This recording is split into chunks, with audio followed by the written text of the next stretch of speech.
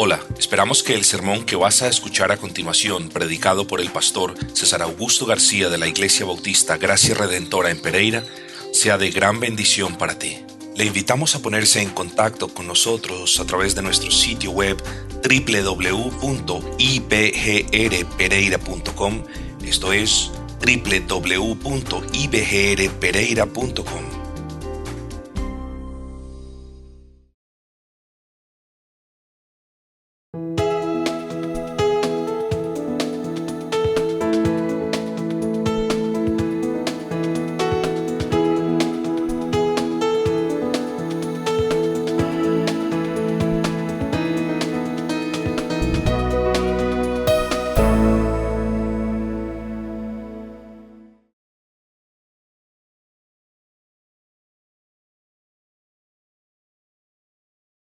Vamos a la primera carta del apóstol Pablo a los Corintios, primera carta de Pablo a los Corintios, capítulo número 1, versículo número 10, primera carta de Pablo a los Corintios, capítulo número 1, versículo número 10, y dice la bendita palabra del Señor: Os ruego pues, hermanos, por el nombre de nuestro Señor Jesucristo, que habléis todos una misma cosa y que no haya entre vosotros divisiones, sino que estéis perfectamente unidos en una misma mente y en un mismo parecer.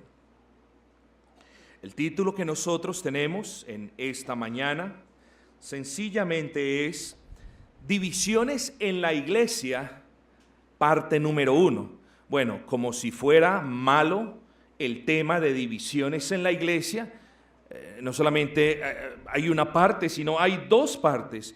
Y es que el punto de las divisiones en la iglesia es algo que debemos considerar en detalle. Entonces, el punto o el título general o primario lo podríamos llamar Divisiones en la iglesia, parte 1. Ahora, presten atención. El subtítulo, si es que yo pudiese darle un subtítulo al sermón, el subtítulo yo lo pondría como Divisiones causadas por cristianos comportándose de manera carnal.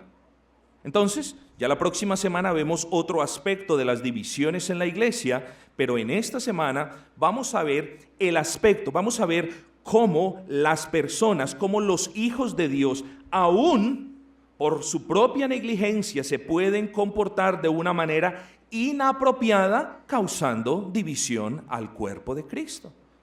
Y en eso entonces, en esa idea, nos vamos a enfocar en esta mañana. De nuevo, mis amados hermanos, hasta que cojamos o tomemos el ritmo de la primera carta de Pablo a los Corintios, les pido que sean un poco pacientes conmigo si me extiendo 5 minuticos más de lo que es habitual, como lo hice la semana pasada, cuya predicación tuvo 51 minutos de duración. Así que no les estoy pidiendo mucho, mis amados, porque en otras iglesias se van 1 hora, 1 hora y 10 y todo lo demás. Yo les pido que prestemos atención por un momento si es que lo llego a necesitar.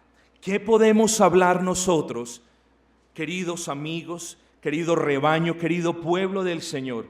¿Qué podemos hablar nosotros de las divisiones?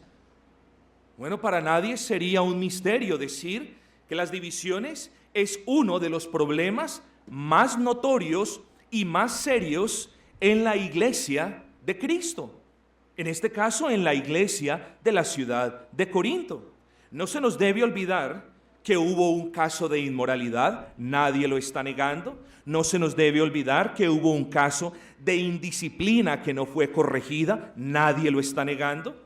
No se nos puede negar que hubo cuestiones inapropiadas entre creyentes, como estas querellas de orden judicial, de orden legal, entre ellos. Bueno, eso es inapropiado, hay que hablar de eso. Hubo desorden en el culto público, también vamos a estudiar el culto público en detenimiento, en especial los capítulos 12, 13 y 14. Hubo también infiltración de ciertas corrientes judías. Todas esas cosas las vemos o las vamos a ver en la primera carta del apóstol Pablo a los Corintios. Ninguna de esas cosas vamos a negar, de todas ellas vamos a aprender. Por lo tanto, es menester que nosotros nos entreguemos a esta cuestión, a la cuestión de la división. Pero a pesar de estas cuestiones, queridos amigos y hermanos, el registro bíblico, y esto debe quedar en claro, no nos dice nada acerca de que la iglesia de Corinto era un total desorden. Y esto ya lo vimos en primera instancia cuando estudiamos la segunda carta del apóstol Pablo a los Corintios, lo vimos la semana pasada más o menos en detalle, así que no vamos a volver a repetirlo. La iglesia en la ciudad de Corinto era una verdadera iglesia cristiana. Fíjense en ustedes, a la iglesia de Dios, propiedad de Dios. Versículo número 2, era una iglesia cristiana de verdad. Ahora, ¿qué es una iglesia? Lo estamos viendo los días miércoles.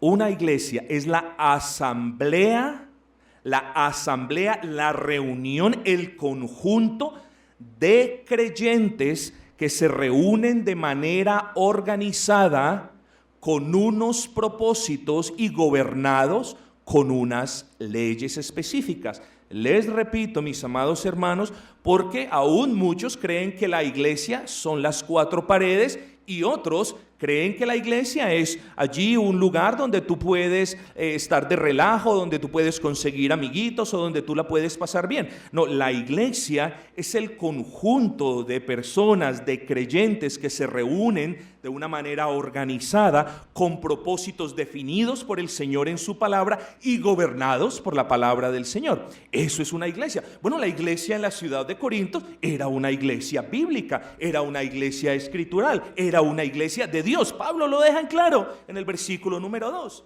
Hablamos entonces de personas salvas, de personas convertidas, de personas no solamente que habían profesado la fe en Cristo, sino que habían dado frutos de arrepentimientos. Estamos hablando de ese tipo de personas, estamos hablando de personas amadas por el apóstol Pablo, de personas que habían recibido del Señor o que habían visto del Señor una innumerable cantidad de bondades y de benevolencias, una enorme cantidad de dones ordinarios y dones extraordinarios. Dones ordinarios son aún los que el Señor le concede a la iglesia en los tiempos de hoy, que persisten, que siguieron después de la era apostólica.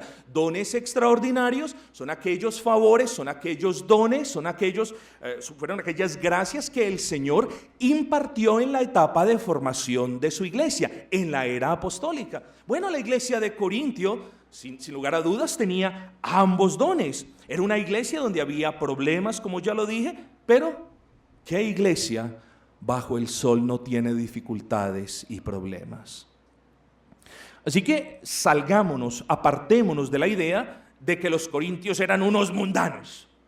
O peor aún, no caigamos en el grave error doctrinal de creer que los corintios eran cristianos carnales. Tengamos cuidado con eso. Hoy hablaremos entonces de las divisiones, un problema que atacó la iglesia de Corinto en aquel entonces y un problema que amenaza las iglesias locales en el día de hoy. Divisiones entre quienes son un solo cuerpo. Ese es el punto y eso es lo lamentable. Aquellos que deben estar unidos o que por definición son un solo cuerpo en Cristo, estaban tomando partes y se estaban dividiendo, no de afuera para adentro. La mundanalidad, en cierta manera, este es el sentido primario, la mundanalidad no estaba entrando en la iglesia. Ellos la traían a la iglesia y expresaban un proceder inapropiado y estaban dividiendo la iglesia. ¿Quiénes? ¿Los incrédulos? No, los mismos creyentes. Eso es lo preocupante y eso es lo lamentable. Tengamos pues en cuenta esto. Ahora, ¿cómo se dio cuenta Pablo? Hágase la pregunta, ¿cómo se dio cuenta Pablo que habían divisiones? ¿Cómo se dio cuenta él? Vamos a leer el versículo 11, allí quedamos la semana pasada. Porque he sido informado acerca de vosotros, hermanos míos. Queridos amigos y hermanos, note varias cosas. Note que lo primero fue que Pablo fue informado. ¿Por qué? Es que hay personas chismosas que vienen a Pablo y le cuentan todas las cosas que hacemos en la iglesia. No, Pablo fue informado y eso nos habla de el pésimo testimonio que estaba dando la iglesia a los hombres. Aquellos que debían estar unidos como un solo hombre, aquellos que por definición debían estar juntos en un mismo sentir, no lo estaban. Bueno, o al menos por un corto periodo de tiempo no lo estuvieron. Cosas terribles. Así que noten eso, el testimonio o el mal testimonio que la iglesia daba, aún sin darse cuenta, si es que no se dieron cuenta, ciertamente estaba ocurriendo. Y entonces los de la casa de Cloé le cuentan a Pablo estas cuestiones y esa es la razón por la que Pablo dice, porque he sido informado por los de Cloé que hay entre vosotros contiendas. ¿Ven? Entonces lo primero es, había mal testimonio, pero miren lo segundo, miren lo que dice el versículo 11. Porque he sido informado acerca de vosotros, dice, hermanos míos. Esto es muy importante, porque ustedes van a ver en esta primera carta de Pablo a los Corintios, que Pablo se refiere a los Corintios muchas veces como a hermanos míos. ¿Ven el punto? Pablo está diciendo, hay divisiones entre ustedes, hermanos míos. ¿Se pueden dividir los cristianos? Lamentablemente sí. Lamentablemente el pecado nos lleva a dividirnos, nos lleva a separarnos del cuerpo, nos lleva a divisiones dentro del cuerpo y son cuestiones no solamente importantes de tratar, sino supremamente serias que deben ser disciplinadas, y más adelante lo vamos a ver. Pastor, ¿por qué habla de disciplina? Porque la orden apostólica es clara. Después, a todo aquel que causa divisiones, dice, después de una o dos amonestaciones, dice, desechadle. O sea que esto de las divisiones es algo muy serio que nosotros debemos contemplar de manera detallada. Pero entonces Pablo les dice, oye, el testimonio de la iglesia no es el apropiado, pero sin embargo les dice, hermanos míos, se está escuchando de vosotros que ustedes estáis o entre ustedes hay contiendas. ¿Saben? La idea en el original griego es peleas, o sea, peleas físicas, batallas. Y lo que Pablo les está diciendo es, ¿cómo es posible? Y les dice, ¿cómo es posible, hermanos míos, que ustedes se estén enfrentando los unos con los otros? ¿Cómo es posible eso? Bueno, y sabemos, es totalmente imposible, pero se lo estaban haciendo. Habían facciones dentro de la iglesia, habían adoradores de héroes, de personalidades. No, yo soy de él, no, yo soy de aquel. Bueno, Pablo les dice, ¿cómo es posible que entre ustedes hayan riñas, hayan luchas o contiendas por cuestiones totalmente mundanas? Es evidente que el apóstol Pablo está sorprendido. ¿No tan sorprendidos como para llamarlos gálatas insensatos? Pero si les dice, ¿cómo es esto posible? Bueno, hermanos, esto es lo que sucedió en la iglesia de la ciudad de Corinto. Por eso el apóstol Pablo en el versículo 10 les dice, os ruego pues, y miren otra vez la palabra, os ruego hermanos. ¿Ven el punto? El ruego apostólico no lo tomemos como el ruego humano. Los ruegos humanos, ay, por favor, te ruego que hagas esto por mí. La persona que escucha el ruego o a la persona a quien le están rogando está en su plena potestad de decir, bueno, sí lo voy a hacer o no, no lo voy a hacer. El ruego apostólico no es así.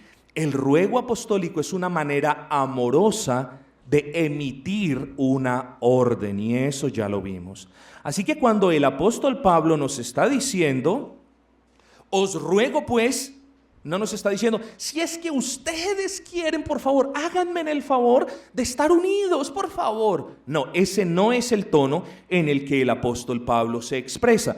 Pablo está diciendo, os ruego, es decir, os ordeno. Hombre, lo hace de una manera hermosa, lo hace en amor y lo hace de una manera tan hermosa que vuelve y les reitera: os ruego, hermanos míos. Es hermoso cómo Pablo nos recuerda que estos eran hermanos que no estaban andando de una manera apropiada. Os ruego, hermanos míos, dice, en él o por él, en el nombre de Cristo. Ahora, si había alguna duda en lo que respecta al ruego, ahora ya no hay más. Es en el nombre de Cristo. En el nombre de Cristo, tus rodillas y las mías se doblarán. En el nombre de Cristo venimos y nos presentamos para orar delante de Dios Padre. Así que al nombre de Cristo nosotros debemos responder, y aquí es evidente de que Pablo dice: por favor, en el nombre de Cristo, hermanos míos, dice, hablad todos una misma cosa. Hermanos, ¿significa esto de que a todos nos tiene que gustar el color blanco en la pared? ¿O significa esto de que a todos nos tiene que gustar cierto sabor en el café que se sirve? ¿O significa esto que todos y absolutamente todos tengamos que tener el mismo punto de vista de las cosas? Bueno, no significa eso. La orden apostólica era en virtud de que unos estaban diciendo: a mí me gusta esto. Y otros, pero a mí me gusta aquel. Y otros, pero yo me identifico más con este otro. Bueno, Pablo viene y dice: hermanos míos, en el nombre de Cristo les ordeno, ¿cierto? Ese es el ruego apostólico. Les ordeno que no estén hablando uno una cosa, otro otra cosa y aquel otra cosa, sino que estén hablando todos una misma cosa. Miren lo que dice a continuación: y que no haya entre vosotros divisiones. Podemos pensar diferente, podemos tener gustos diferentes, pero en lo que respecta a la religión cristiana, ninguno de nosotros, queridos hermanos, tiene la potestad para pensar una cosa de este versículo y otra de aquel otro. Ninguno de nosotros, como por ejemplo en el Día del Señor, tiene la autoridad para decir: bueno, el Día del Señor es así, pero es que yo lo considero asá. No, hermanos. Debemos tener cuidado que entre nosotros no haya divisiones en lo concerniente a la iglesia, sino que estéis unidos, y lo leíamos y lo estudiábamos en la carta del apóstol Pablo a los Filipenses. ¿Unidos en qué? Unidos en amor, unidos en doctrina, unidos en servicio y unidos en humildad. Pero algunos hermanos de la iglesia en la ciudad de Corinto no tenían ese mismo sentir. Y es necesario que el pastor tome medidas correctivas, no punitivas, a menos de que haya una persistencia en la persona en desobedecer, sino medidas correctivas, porque entonces puede llegarse el caso de que se convierta la iglesia de Cristo en sectas, por decirlo así, porque existe el espíritu sectario aún en muchas personas. Entonces es totalmente importante que el apóstol Pablo tome medidas correctivas, y lo hace de una manera tierna, de una manera amorosa. Entonces, hermanos, estos hermanos estaban peleando, virtualmente la palabra, estaban en batalla mutua en la iglesia, quizás en las reuniones de miembros, quizás en las reuniones entre ellos, entre la membresía, diciendo: no, es que yo soy de Pablo, no, es que yo soy de Pedro, no, es que yo soy de Apolos, y no, yo soy de Cristo, soy más que ustedes. Bueno, eso es división, queridos hermanos, eso es división, y la división es una antítesis de lo que significa iglesia. La iglesia, repito, es el conjunto, es la asamblea de cristianos que se reúnen porque piensan de una manera igual, piensan de una manera igual al respecto de Cristo, piensan de una manera igual al respecto del servicio, piensan de una manera igual al respecto de sus responsabilidades como creyentes. No nos reunimos acá para dividirnos, mejor no vendríamos aquí. Venimos acá porque estamos en un mismo sentir, mis amados hermanos. Entonces, ese es el ruego, esa es la orden del apóstol Pablo. Entonces, prosigamos. ¿Cuál era el punto? Bueno, versículo 12. Quiero decir que cada uno de vosotros dice, cuando Pablo dice cada uno de vosotros, no está diciendo específicamente cada uno de ustedes, sino había cristianos dentro de la membresía ¿Qué estaban diciendo? Yo soy de Pablo, y yo de Apolos, y yo de Cefas. Y los más vivos decían, y yo de Cristo. Yo les gané. Hombre, yo soy de Pablo. Pablo fundó la iglesia y era amado por los corintios. Claro que sí, eso es una realidad. Pero para que alguien diga, yo soy de Pablo, bueno, entonces, cierto, que Pablo funde la secta paulina. Y entonces, cierto, yo soy de Pablo. Pero esta era una iglesia de Dios, una iglesia cristiana. Y en una iglesia cristiana, alguno diciendo, yo soy de Pablo. Bueno, peor aún, otros decían, yo soy de Apolos. Y vemos el testimonio en Hechos, no se los voy a leer para quienes estén anotando, en Hechos capítulo 18, versículo 24 al 28, vemos la realidad acerca de este varón judío. Era un varón elocuente, era un varón de palabras sabias, era un varón, dice, poderoso en la escritura, era un varón que tenía el deseo de proclamar el evangelio, era también un varón humilde. ¿Cómo sabemos eso? Porque cuando estaba predicando, Aquila y Priscila lo llamaron de una manera prudente y le dijeron, hermano, quizás esto debe ser mejor explicado así. Y él aprendió aún mejor los caminos del Señor. ¿Qué sucedió después? Bueno, después podemos ver en el versículo 28 que podemos llamar a Apolos un apologeta. Claro, estaba haciendo defensa y probando por la Escritura que Cristo era el Mesías. Oh, son cosas maravillosas. Entonces unos decían, yo soy de Pablo, Pablo fue el que fundó la iglesia. Otros decían, yo soy de Apolos, es el más elocuente, es el que mejor predica, yo me quedo con él. Y otros decían, yo soy de Cefas, de Pedro. ¿Fue Pedro a la ciudad de Corinto? Bueno, yo no creo, porque no hay mención alguna y no podemos inferir eso del texto bíblico. ¿Se escuchó de Pedro en la iglesia de la ciudad de Corinto? Bueno, lo más probable es que sí. Recuerde que la ciudad de Corinto era una metrópolis, era una ciudad grande con personas, de todas partes del mundo conocido en aquel entonces, pero la iglesia era una iglesia principalmente gentil con algunas personas judías. Entonces no falta el que haya visto las enseñanzas de Pablo como opuestas a las enseñanzas que ellos habían aprendido, y por eso se identificaban más con las enseñanzas de Pedro, quien fue el apóstol a los judíos. Oh, yo soy de Pedro, decían unos. Me gustan más sus enseñanzas. Me identifico más con la línea doctrinal, como si hubiese una discrepancia entre la línea doctrinal de Pablo y la de Pedro. No la hubo.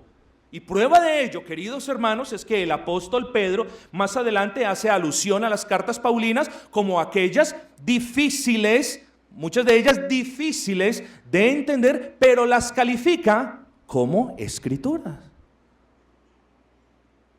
Otros decían, yo soy de Cristo. Esos ganaron. Mire usted el ejemplo de los niños. Uno dice, yo tengo un carrito de colección.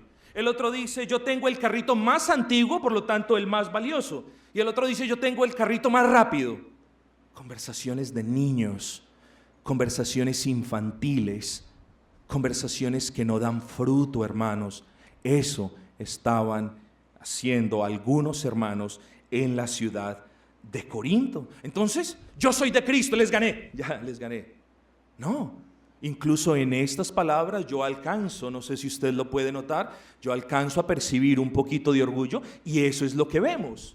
Hermanos, ¿cuántas personas no se pueden someter al modelo bíblico? Y hablo de ellas porque las hemos tenido entre nosotros. Vienen, profesan la fe en Cristo, no les gusta la manera como adoramos, no les gusta nuestro orden, nuestra disciplina, que precisamente lo vamos a ver aquí en Primera de Corintios, y se van y siguen diciendo, oh, yo soy de Cristo. Yo soy de Cristo cuando ni siquiera puedes obedecer al modelo de Cristo. Bueno, no lo creo. Pero entonces había de todo un poquito aquí en la ciudad de Corinto. De cualquier manera, hermanos, el problema era el problema de la división, y había preferencias de unos miembros por unos predicadores y de otros por otros. Aparentemente ese fue el punto. ¿Es eso malo? No, hermanos. Es perverso. perverso que dentro de la iglesia haya preferencia por unos que predican y por otros que predican de otra manera, cuando la verdad es la misma y cuando el que inspiró las verdades es el mismo. Perverso que dentro de la iglesia unos digan: a mí me gusta más como predica el hermano A, o no, a mí me gusta más como predica el hermano Z. No, hermanos, demos gloria y gracias al Señor porque la palabra está siendo predicada, no importa por quién. No, este tiene más elocuencia. No, este explica mejor. Hermanos, eso es causar división. Eso no es expresar mi punto de vista. Si ese es su punto de vista, haga algo bueno por la iglesia, guárdeselo. Porque si usted viene a la iglesia, viene a la congregación de quienes tenemos un mismo sentir y dice: a mí me gusta más este o a mí me gusta más aquel, está causando división tal cual la causaron algunos hermanos en la ciudad de Corinto. Puro comportamiento infantil entre aquellos que se deberían estar comportando como hombres. Y ese es el punto, mis hermanos, en las divisiones causadas por personas que andan de manera carnal. No estoy hablando de cristianos carnales, estoy hablando de redimidos por la sangre del Cordero, que temporalmente, por su propia culpa o negligencia, pueden hacer las cosas que hacen las personas del mundo.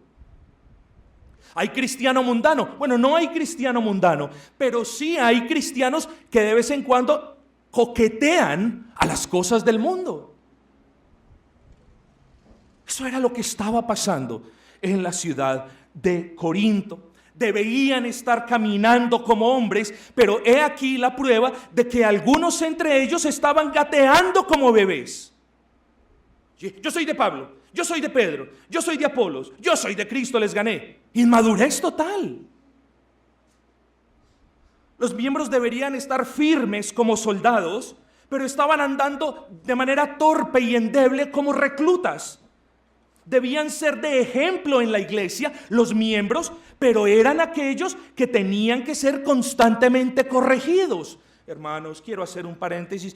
Cuán doloroso es para mí traer una corrección con algún querido hermano que ya debería estar caminando mucho más firme y mucho mejor. Tengamos cuidado de que nuestra inmadurez o nuestra negligencia no esté causando divisiones en la iglesia. Pero entonces Pablo dice en el versículo 12, quiero decir, ustedes están haciendo esto, ustedes están unos diciendo: yo soy de Pablo, yo soy de Pedro, yo soy de Apolo, yo soy de Cristo. Y dice, entonces ahora miren el argumento hermoso en el versículo 13. ¿Acaso está dividido Cristo? Le hace 3 preguntas retóricas a la iglesia. Una pregunta retórica es aquella pregunta que en sí mismo contiene la respuesta. Dice, ¿acaso está dividido Cristo? La respuesta es no. ¿Fue crucificado Pablo por vosotros? La respuesta es no. ¿Fuisteis bautizados en el nombre de Pablo? La respuesta es no. Pero miremos el razonamiento, hermanos. ¿Acaso está dividido Cristo? Bueno, la respuesta es no. ¿Cuántas cabezas? Parece ser la pregunta del apóstol Pablo. ¿Cuántas cabezas tiene un cuerpo, Corintios? Tiene una. Bueno, entonces, ¿cómo estáis vosotros tratando de hacer diferentes cuerpos? ¿Acaso Cristo es de 4 cabezas? ¿Acaso usted puede dividir a Cristo? Bueno, no. Entonces no dividan la iglesia. Ese es el razonamiento de Pablo. Y considere ahora la segunda pregunta retórica. ¿Fue Pablo crucificado por vosotros? Corintios, examínense, amigos. Despierten. ¿Quién murió por ustedes? Que Cristo. Bueno, entonces consideren a Cristo y lo que hizo Cristo en la cruz del Calvario. Oh, bueno, sí, entiendo. Corintios, despierten al hecho de que en la cruz del Calvario Cristo derramó su sangre para comprarlos. Esa es la idea de redención. La idea de redención es la idea de la compra de esclavos. Eso eran los corintios. Eran esclavos del mundo y Cristo pagó por ellos. ¿Cómo? En la cruz del Calvario derramando su sangre. ¿Ven el punto, mis amados? Cristo era el dueño de la iglesia de los corintios y cada uno de los corintios debió haber dicho: yo en verdad estoy causando división al decir yo soy de Pablo y yo soy de Cefas y yo soy de Apolos. No, nosotros somos propiedad de Cristo porque fue Cristo quien nos compró. Vean el daño que le causan las personas que andan de manera desordenada a la iglesia. Tercer razonamiento o tercera pregunta retórica: ¿o fuisteis bautizados en el nombre de Pablo? Es como si el apóstol Pablo les estuviese preguntando: ¿fueron ustedes sepultados con Pablo? ¿Y fueron ustedes resucitados a una nueva vida con Pablo? ¿Ven el punto? ¿Por qué digo esto? Yo les leo Colosenses 2:12. Porque vosotros fuisteis sepultados con Cristo en el bautismo, en el cual también fuiste resucitados en él mediante la fe. Vean el punto, hermanos. Pablo les dice: ¿acaso yo morí por vosotros? ¿Acaso vosotros estabas en mí? ¿Y acaso yo resucité por vosotros? Bueno, no. Fuisteis bautizados como Dios lo ordenó en el nombre del Padre y del Hijo y del Espíritu Santo. No en el nombre de Pablo para que vosotros digáis yo soy de Pablo. No en el nombre de Cefas para que vosotros digáis yo soy de Cefas. No, en el nombre de Cristo. Oh, hermanos, cuando venimos y consideramos los argumentos, vemos cuán grave pecado es dividir la iglesia porque no hay soporte alguno para tal aberración. Bueno, eso es lo que está corrigiendo el apóstol Pablo. Estos versículos que siguen no los voy a tratar, hermanos, que es donde Pablo dice: bueno, gracias de Dios, de que a ninguno de vosotros he bautizado, sino a Crispo y a Gayo. Estamos hablando de cuestiones comunes y corrientes. Pablo bautizó a Crispo y a Gayo. Y dice, pero miren aquí, dice: a ninguno de vosotros he bautizado, solo a Crispo y a Gayo. Pero 2 versículos más adelante dice: también bauticé a la familia de Estéfanas. Y a algunas personas adherentes a la crítica textual, a la crítica del texto de la Escritura, dicen: ven, esta es la prueba de que Pablo no era inspirado, porque en un versículo dice una cosa y 2 versículos más tarde está como añadiendo. Bueno, no, Pablo era humano, aquí no hay error alguno en la Escritura. Pablo simplemente en un versículo, en un instante de tiempo, no se acordaba y 30 segundos más adelante dice: sí, y también bauticé a este y aquel. Aquí no hay error alguno. Entonces no nos dejemos tampoco engañar por estos argumentos vanos y vacíos. Hay argumentos de más peso en otras partes que debemos considerar a su debido tiempo, pero un argumento como este no tiene valor para nosotros. Y Pablo simplemente está diciendo: bauticé a algunas personas, pero Cristo no me envió a bautizar. Cristo no me envió a ser pastor. Cristo me envió a ser apóstol, a predicar, a proclamar el evangelio, a plantar iglesias y que los pastores de las iglesias locales continúen proclamando el evangelio y bautizando. Pero hermanos, aquí es donde saltamos, porque vamos a continuar, y excúsenme que no les di la explicación. El capítulo 2 puede ser el capítulo, obviamente, que sigue, los versículos que siguen a partir del versículo 18, pero consideré que es más natural para nosotros si saltamos al capítulo 3 para que empalmemos o continuemos con esta cuestión de las divisiones. Apenas terminemos el capítulo 3, que nos va a hablar de divisiones en su inmensa mayoría, vamos a regresar al capítulo 1, versículo 18, a continuar hablando de la sabiduría del mundo comparada con la sabiduría que Dios da. Así que de aquí del versículo 17, Vamos al capítulo número 3 y vamos a leer el versículo número 1. Dice: de manera que yo, hermanos, no pude hablaros como a espirituales, sino como a carnales, como a niños en Cristo. Aquí debo hacer un paréntesis para explicar unas cosas, hermanos. Para comprender los versículos que vamos a ver a continuación, es necesario entender la naturaleza del ser humano. Antes de usted ser creyente, usted estaba muerto en sus delitos y pecados, apartado de Dios, apartado de la ciudadanía celestial, amante de mentiras, amante de placeres, practicante de deleites, amante de las cuestiones mundanas, absurdas y contrarias a Dios. Esa era la realidad de todos nosotros, o de quienes hoy podemos decir: por la gracia del Señor soy salvo. Esa era la realidad. El creyente, antes de ser salvo, estaba muerto en sus delitos y pecados. Pero por la gracia del Señor, y esto es muy importante, porque si no entendemos esto no vamos a entender lo que sigue a continuación. Pero por la gracia del Señor, Dios nos dio vida. Dios envió al Espíritu Santo. Ahora dábamos gracias por la labor vivificadora, regeneradora del Espíritu Santo. Dios envió al Espíritu Santo y nos dio vida cuando estábamos muertos en nuestros delitos y pecados. ¿Qué significa tener vida?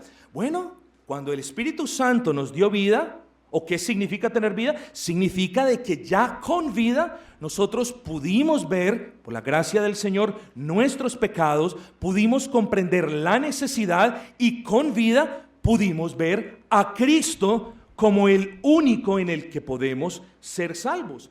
Pero no solamente, y esto que quede claro, ustedes lo deben saber al pie de la letra, no solamente el Espíritu Santo nos dio vida cuando estábamos muertos en nuestros delitos y pecados, sino que también nos concedió las gracias salvíficas. Es decir, nos dio vida y nos dio tanto la fe como el arrepentimiento. Con la fe, por la gracia del Señor, pudimos venir y creer en Cristo. Por el arrepentimiento, por la gracia del Señor, le dimos la vuelta al pecado y corrimos hacia Cristo en fe. Cuando el pecador entonces tiene vida, cuando al pecador entonces se le ha concedido la fe y el arrepentimiento, ¿qué hace el pecador? Bueno, venir a Cristo y confiar en Él. En ese momento es salvo. En el momento en el que la persona ejerce la fe en Cristo, en ese momento se conjuga la unión a Cristo. En ese momento es justificado por Dios, por gracia, por medio de la fe en Cristo. ¿Ven todo el proceso? En ese momento son adoptados en la familia de Dios, no antes, no por venir a un local, no. Es en el momento en que las personas ponen su confianza en Cristo. En ese momento son adoptados en la familia de Dios y entonces se hacen, o más bien son hechos hijos de Dios. No por voluntad de carne, ni de sangre, ni de varón, sino de Dios. Se hacen miembros de la familia de la fe. Ahora su hermano mayor es Cristo. Ahora nuestros hermanos nos pueden llamar hermanos y nosotros a ellos de la igual manera. Primera de Corintios 3:1 se los leo. De manera que yo, hermanos, Pablo le está hablando a personas que estaban muertas en sus delitos y pecados, pero que por la gracia del Señor fueron regeneradas, que recibieron fe y por la gracia del Señor creyeron en Cristo, que recibieron arrepentimiento y por la gracia del Señor se devolvieron del camino de pecado hacia Cristo en fe. Pablo le está hablando a esas personas. Espero que entiendan el punto porque es muy importante. De manera que yo, vuelve, insiste Pablo, hermanos. De manera que yo mundanos, no, hermanos, es evidente, se los he dicho 3 veces en la mañana de hoy y se los he mostrado el mismo número de veces en los versículos de la Escritura. Es evidente que estos hermanos eran genuinos, convertidos, personas en quienes Dios había obrado, hermanos menores de Cristo, hermanos entre ellos. Y Pablo les dice, De manera que yo, hermanos, no pude hablaros como espirituales, sino como a carnales, como a niños en Cristo. Quiero que note varias cosas en este primer versículo. Lo primero, hermanos, regenerados, salvos, cristianos, creyentes, como le quiera llamar, estas personas que desafortunadamente trajeron inquietud y propiciaron el mal testimonio, eran hermanos, no eran mundanos, eran hermanos, y eso te debe enseñar algo. Cuán bajo aún quienes somos hermanos podemos caer por negligencia. Cuán seriamente podemos afectar aún a la iglesia de Cristo cuando nosotros, quienes nos llamamos hermanos, no andamos de una manera recta y justa. Hermanos, así se refiere el apóstol Pablo a los corintios, hermanos. Después de que el Señor ha obrado en ellos, después de que el Señor los ha adoptado en su familia, que sigue en el Ordo Salutis, el Señor les concede la gracia para santificarse. Así que nos hacemos la pregunta, ¿qué hacen los hermanos en la iglesia? Se santifican. ¿Qué estaban haciendo los hermanos en la iglesia de Corintio? No se estaban santificando. Los hermanos batallan contra el remanente de pecado. Véanlo de esta manera. Los hermanos hacen dos cosas o tienen dos batallas. La primera, contra el remanente de carne que aún queda en ellos. Es una batalla interna. ¿Ven el punto? La segunda es una batalla de tipo externo. Los creyentes, los hermanos, batallan contra las influencias del mundo o de la mundanalidad. Mundanalidad no significa beber, ni emborracharse, ni sinvergüenciar.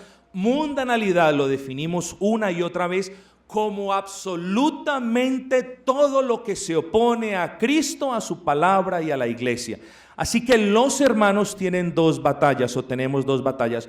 Una en contra del remanente de pecado que es interna y otra en contra de la oposición de quienes aborrecen la iglesia, a Cristo y a la Biblia. Esa es externa. Así que cuando Pablo dice, de manera que yo, hermanos, se está refiriendo a personas que tenían el deber de batallar en contra de su pecado y en contra de la mundanalidad. Hermanos, ¿y qué pasa? Yo les digo a ustedes y les pido que razonemos por estos últimos minutos.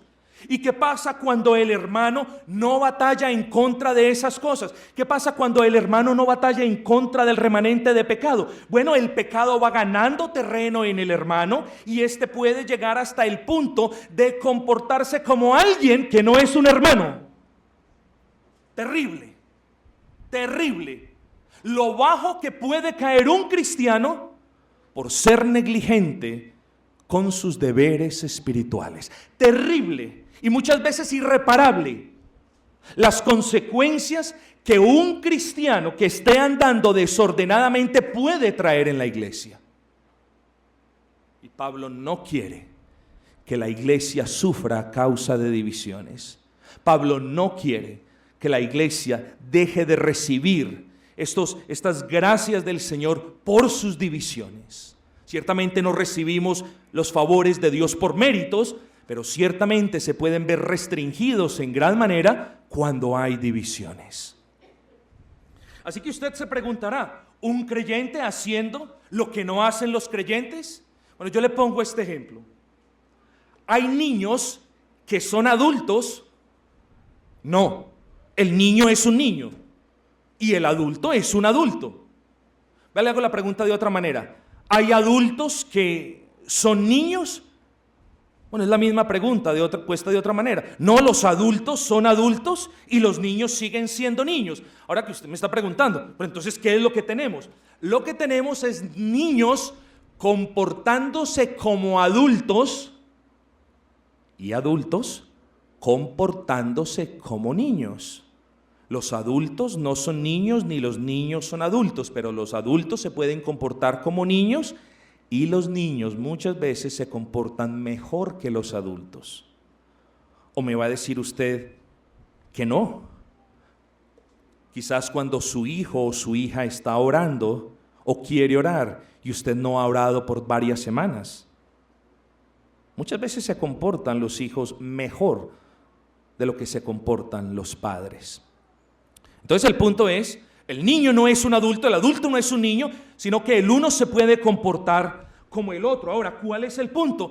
Hay creyentes que se comportan algunas veces, y esto quiero ser en claro, porque el creyente o quien profese la fe en Cristo, que todos los días, que siempre se comporte de una manera inmadura o de una manera carnal, pues tú en verdad te haces la pregunta, ¿qué tipo de creyente es esta? Y la respuesta es, quizás no es creyente en lo absoluto. Lo que nosotros sí decimos, o más bien la enseñanza de la Escritura, es que hay creyentes que se comportan algunas veces como si no lo fueran. Pastor, no, eso no puede ser. Bueno, repito, no hay creyentes mundanos ni creyentes carnales, y ese es el punto, hermanos. Ya lo vamos a ver. Pero yo les doy un ejemplo para dejarles que en verdad un creyente se puede comportar como si fuese un mundano. Voy a dar un ejemplo. Moisés desobedeció al Dios Altísimo y por eso lo llamamos mundano. No, creyó las promesas, le creyó a Dios, sino que se comportó de una manera mundana, le dio ira y en vez de obedecer a Dios hizo lo que él quiso. Noé es contado como uno de los grandes de la fe, pero se comportó de manera mundana. ¿Cómo? Se embriagó, se emborrachó, perdió la vergüenza, quedó tirado, fue un mal testimonio para sus hijos. ¿Es por eso Noé un mundano? No. Noé fue un creyente, un grande de la fe, pero se comportó de una manera carnal, de una manera inapropiada. David, aquel varón con el corazón conforme al del Señor, ¿fue un cristiano mundano? ¿Fue un creyente mundano? No. ¿Fue un creyente? Pero pecó. ¿Practicó el pecado? No, pecó, llevó las consecuencias del pecado, pero no podemos decir David era un creyente mundano porque hizo eso. No. ¿Qué opinan del apóstol Pedro? ¿Mintió? Bueno, negó a Cristo. ¿Dijo malas palabras y por eso fue un creyente mundano? No, fue un querido creyente, fue un hermano en Cristo que se comportó en un par de ocasiones de una manera inapropiada. Y al punto donde yo quiero llevarlos es a este. A pesar de que el creyente tiene una naturaleza espiritual, a menudo, y digo esto con pesadez, a menudo el creyente puede comportarse en virtud de su negligencia como una persona carnal. Ahora leamos, hermanos, para terminar el versículo 1 de nuevo, porque es importante. De manera que yo, hermanos, no puedo hablaros como a espirituales, sino como a carnales, como a niños en Cristo. Vean lo primero, de nuevo, Pablo los llama hermanos. Y a pesar de que ellos eran hermanos y personas nacidas del Espíritu, Pablo no les puede hablar como a personas espirituales. Y quiero dejar algo en claro. Pastor, pero sí, es que yo creo que ahí me está mostrando que un cristiano puede ser carnal. No, no y no. Lo que es nacido del Espíritu, Espíritu es, y lo que es nacido de la carne, carne es. Lo que es nacido del Espíritu no puede ser espiritual y pero un poquito carnal. No, tenemos una batalla contra el remanente del pecado, pero no somos vendidos al pecado en el sentido de que somos practicantes del pecado.